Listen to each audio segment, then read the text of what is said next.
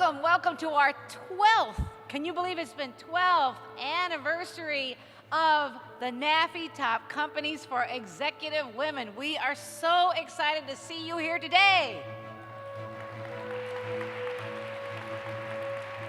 And today we are going to be honoring our winners, our winning companies. And if you are from a winning company, give me a big hoot and holler right now.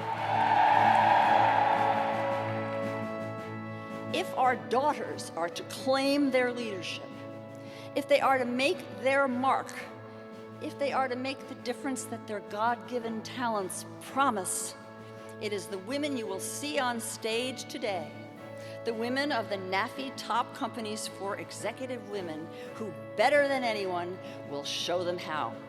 And so we thank you for your leadership.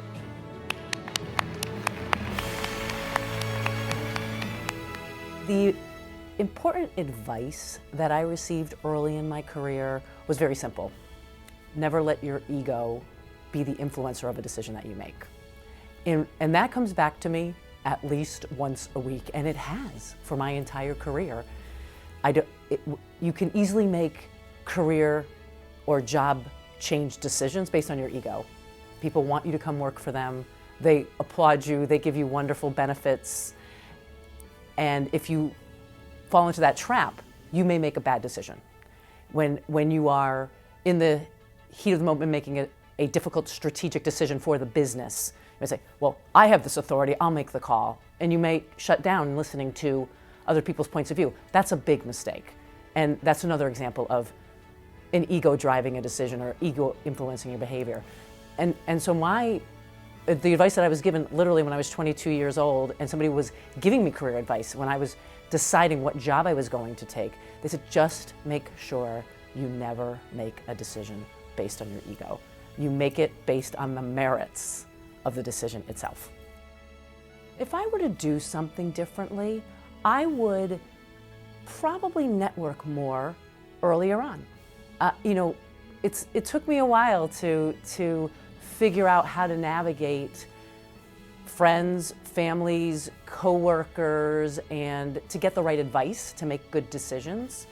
And today, we have a big network, a lot of people that I trust and rely on, and I don't think you can do that soon enough. I think kids should start that in college. I think you should start that with your friends when you're in middle school, and in some ways you do.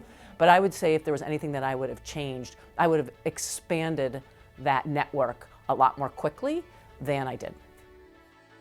The biggest challenge for women today, I think, is actually being able to preserve being a woman while being so much more integrated into the workforce than we've ever been before. Now, we have a long way to go, but when I started my career, very few women were in executive leadership positions. I mean, now there are more. When I started my career, very few people had certain science degrees. Now there are more, and that will just continue. So we become more and more integrated day in and day out to the business environment. And I think what's important for anybody, so whether it's a woman or otherwise, but is still maintaining that which makes you uniquely a woman. I mean, we're still moms, friends, daughters, and we're women for a special reason. We have a perspective on the world that we want to make sure we maintain. And what I think is the biggest challenge is feeling like we can still be that woman and still be a really good business person. And it's the blending of the two that will make us really powerful and have a lot of impact in the workplace.